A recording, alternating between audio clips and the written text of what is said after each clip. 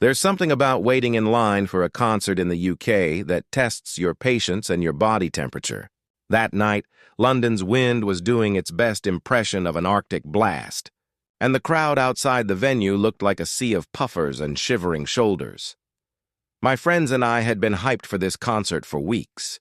We'd fought through the online ticket queue of death, refreshed the page 100 times, and finally snagged our golden passes. So, despite the cold, the chaos, and the endless line, we were buzzing. To survive the chill, we grabbed hot tea from a nearby vendor, the kind that's just the right temperature to warm your hands but not melt your tongue. Ben, my friend with the eternal sarcasm, took a sip and muttered, "Mate, this line's longer than the NHS waitlist." Aisha rolled her eyes and laughed. "Stop whining. At least this one ends with live music, not a doctor." We were chatting, joking, and generally minding our own business when the peace broke, violently. A group of girls, mid-20s like us, suddenly decided that queuing was optional. You know the type. Too much perfume, heels completely impractical for a concert, and the sort of confidence that only comes from pretending the world revolves around them. They started pushing through the line, elbowing people aside as if this was their private VIP lane. One of them, a blonde in a white cropped jacket, locked eyes on our spot and came straight for it.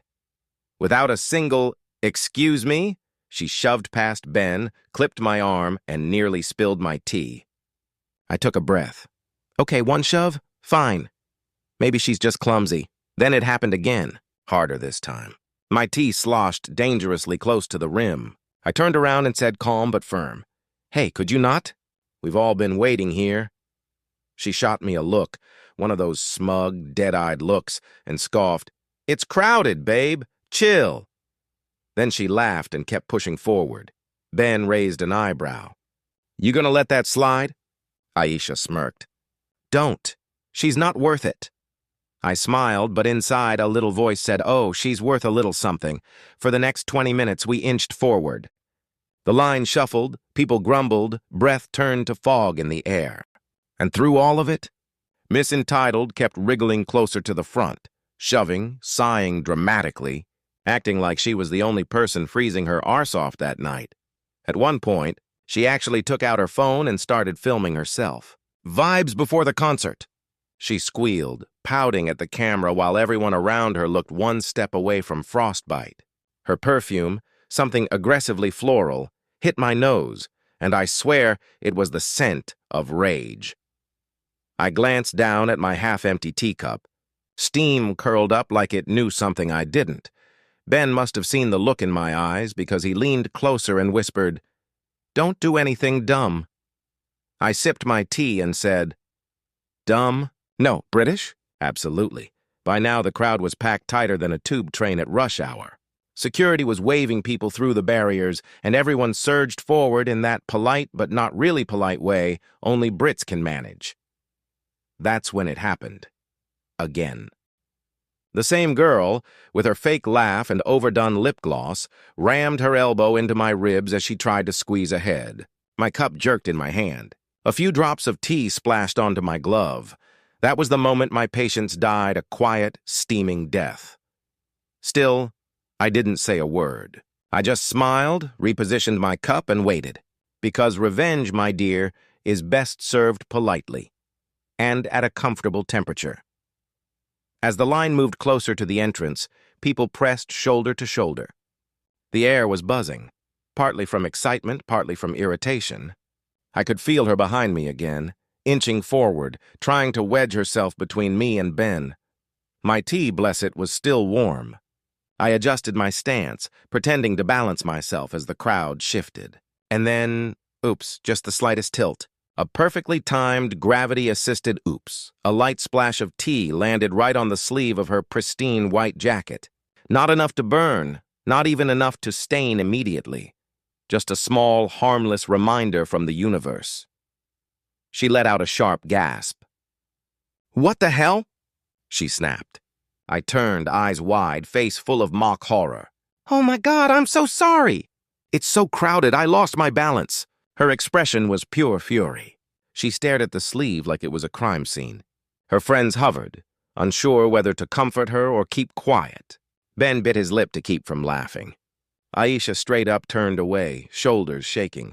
The girl muttered something under her breath and retreated, not far, but just enough. She didn't shove again. She didn't film again. She just stood there, silently fuming, staring daggers into my back. We finally got through security a few minutes later. As we handed over our tickets, Ben leaned in and whispered, "Accident, huh?" I smiled. Completely unintentional, just like her manners. Inside the venue, as the lights dimmed and the first song started, Aisha nudged me and said, "You know what? That tea might have been the warmest thing all night."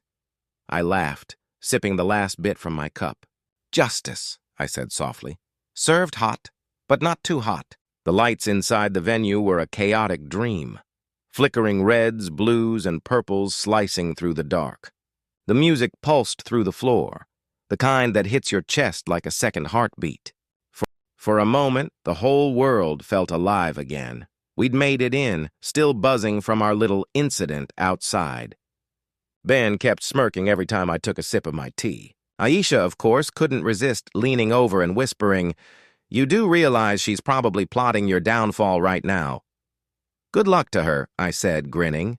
"I've got gravity on my side." The crowd was dense, a mix of fans waving glow sticks, couples clinging to each other, and groups of friends screaming every lyric. We found a decent spot near the middle, close enough to see the stage but not close enough to lose a shoe. The bass dropped. The crowd screamed, and for a glorious moment, I forgot all about the girl in the white jacket, until I felt a tap on my shoulder. I turned, expecting Aisha. Nope. There she was, the jacket girl herself, standing behind me, her face painted with a smile that didn't reach her eyes. "Hey," she said, voice dripping with fake sweetness. "You're the one who spilled tea on me, right?" I blinked, pretending confusion. "Oh, that?" "Yeah, sorry again. Total accident." She leaned in closer so I could smell the overkill of her floral perfume again. Funny how accidents happen twice. Before I could reply, she accidentally brushed her drink against my arm. A splash of something sticky and sweet landed on my sleeve. "Oh no," she gasped way too loudly. "My bad. Guess it's just one of those nights." Ben's jaw dropped. Aisha looked like she was about to swing. But me, I just smiled, because the thing about people like her, they want a reaction. They feed on it. And if you give them nothing, that drives them mad. "It's fine," I said coolly, dabbing my sleeve with a napkin. "At least it smells better than your attitude." Her friends laughed. Not with her, at her. And that was the first crack in her confidence. She glared at me, turned sharply, and stormed off towards the bar.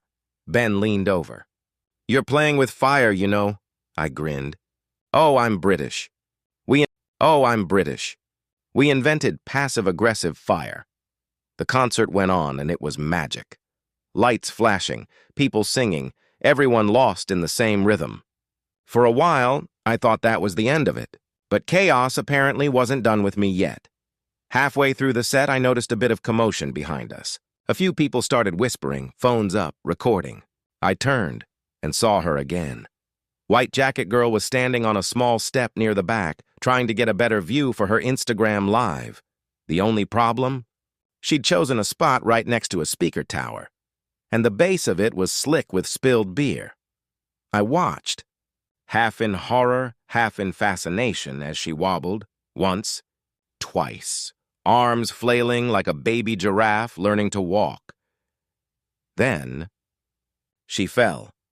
It wasn't dramatic or dangerous, just one of those clumsy, karma-loaded slips that seemed to happen in slow motion. She landed on her bum straight into a puddle of cold beer. The sound she made was somewhere between a shriek and a gasp.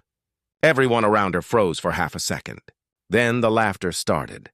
Not cruel laughter, just the kind that happens when life does something too poetic to ignore. Even her friends were trying to hide their smiles. I didn't laugh. Not out loud anyway, but I couldn't stop the little smirk creeping onto my face. She caught my eye, her expression pure venom, and for a moment, I thought she might throw her drink at me again. Instead, she stood up, humiliated, and shoved her way out of the crowd. Ben leaned closer, whispering, "You did not just witness that. "Oh, I did," I said, sipping what was left of my tea, "and for once I didn't even have to do anything." Aisha snorted. "That's not revenge. That's divine comedy." "Same thing, really," I replied. The rest of the concert was perfect. The music hit harder, the crowd felt lighter, and for the first time that night I could actually relax. No elbows, no perfume, no attitude. When the show ended, we filed out into the cold again, laughing and shouting over the ringing in our ears. The city lights shimmered against the wet pavement, and somewhere in the distance, a street performer was playing guitar under a flickering lamppost. We were halfway to the tube when Aisha suddenly nudged me and nodded toward the corner. There she was, the jacket girl again. Only now, her perfect white coat had a visible brown stain. Her hair was a frizzy mess, and she was arguing loudly with her boyfriend. "Don't you dare laugh," she snapped, pointing a manicured finger at him. "It's not funny." He tried to hold back a smile, failed miserably, and she stormed off down the street, heels clacking angrily against the pavement. Ben chuckled. Should we feel bad? I thought about it for a second, really thought about it. Then I smiled. Not even a little. We caught the last train, crammed between sleepy commuters and giddy fans humming the night's last song.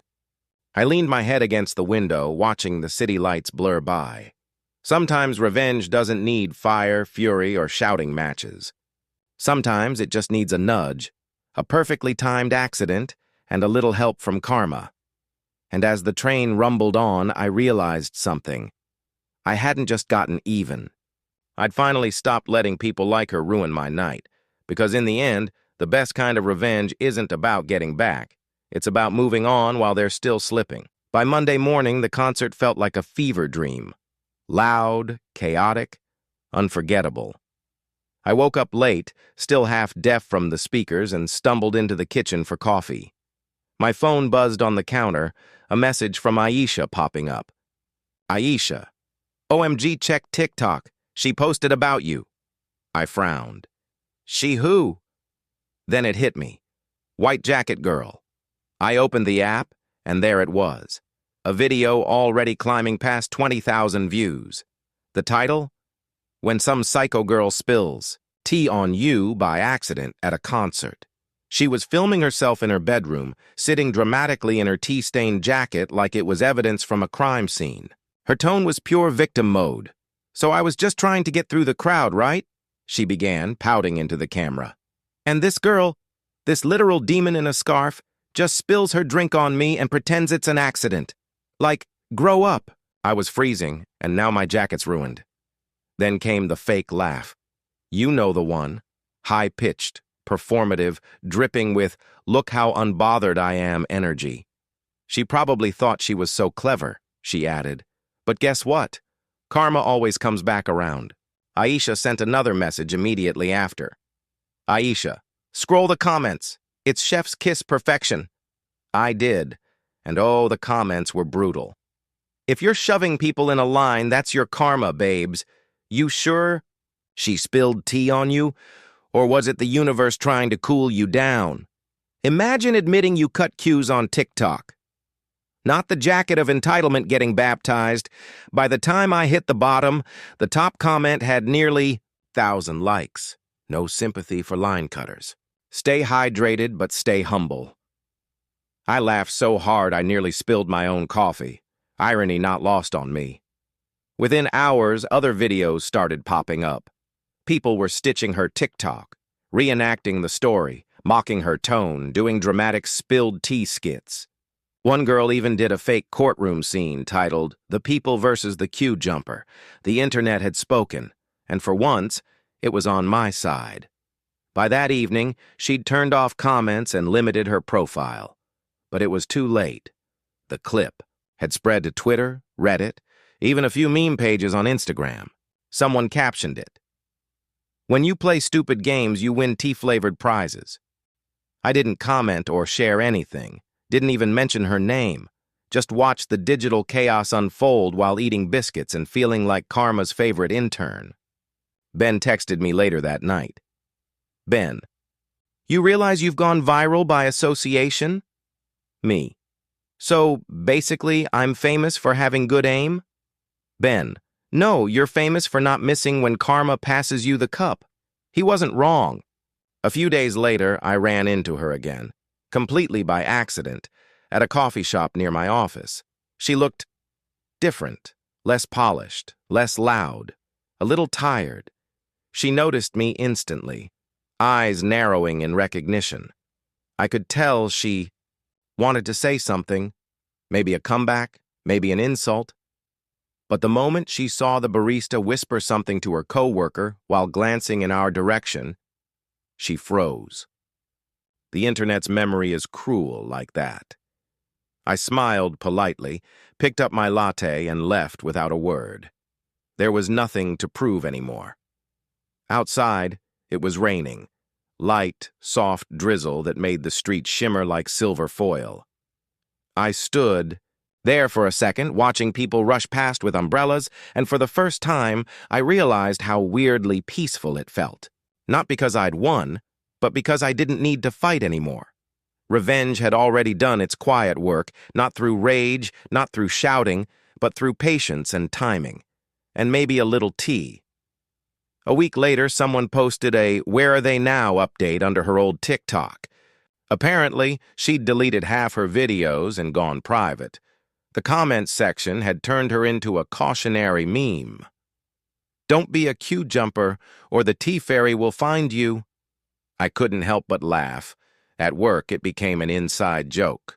Every time someone cut in line at the coffee machine, someone else would whisper dramatically, "Careful, she's got tea."